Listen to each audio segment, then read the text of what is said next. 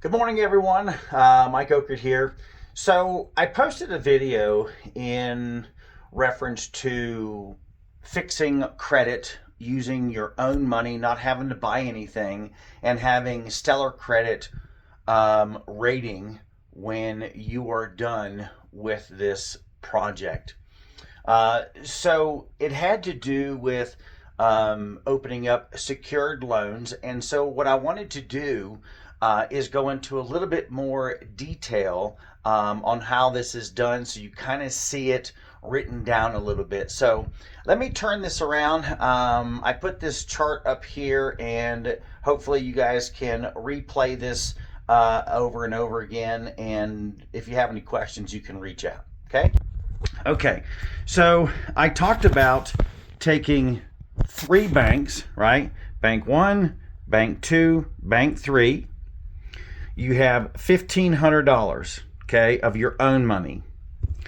I said take $500, open a secured loan in bank number one, bank number two, and bank number three, okay? Now, so you go in, you ask for a secured loan of $500. They're going to give you $500, okay? So look at right here. You had $500, you gave it to them. They took that $500, they opened a savings account, and they locked your money in there. Basically, they said, hey, here's the money. When you pay it off, we'll give it back to you. Okay? So they're going to give you the $500, open a secured account. All right? Now, when they give you the money, they're going to say, hey, how do you want the money? You want them to open a checking account.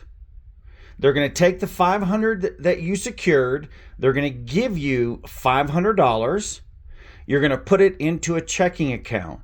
And then you're going to ask them to draft the monthly payments from the checking account. Okay? So it's hands off for you. You got bank one, bank two, and bank three. Okay, so here we go. You got your savings account that they're going to open. You secured it by giving them $500. When they give you the $500, you're going to put it into the checking account, and then you're going to have them draft the payments from the checking account to pay off the $500. Okay, now in this example, I just took $86 as an example. And if you take $86 and you divide 500 by it, it comes up with 5.81 months. Okay? Meaning 5 months of payments can directly come from here. 5 full payments. In the 6th month, you're a little short. Okay, you're 19% of the 86, which is $16.34. So in the 6th month, if you took $16.34 and you added it to what is left in the account, it'll make that month's payments, okay? So out of 6 months, the only thing that and this is including interest, by the way, and it doesn't matter what that cost is, in the last month, whatever it is, you'll just bring that and add it to the account before the payment is due. Okay, so as this example, bank one, bank two, bank three, in the 6th month, it would be short $16.34. Well, that total is $49.02 out of your pocket in the 6th month. Okay, you at least want to run this 6 to 8 months.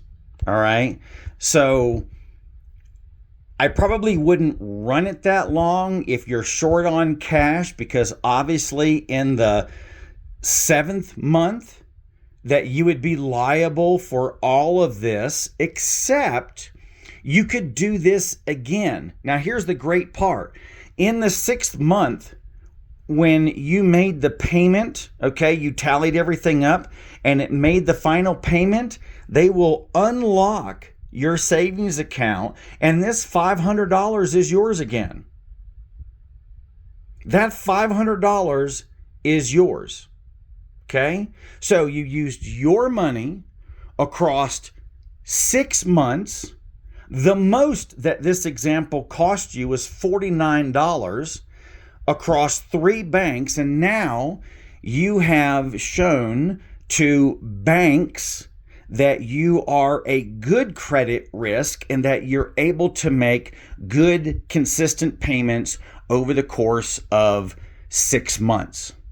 Okay, now I hope this kind of breaks it down, explains it a little bit. I doubt you will ever hear this from anybody. I haven't heard it from anybody for over 25, 30 years since I learned it. Okay, so take a look at this. All right.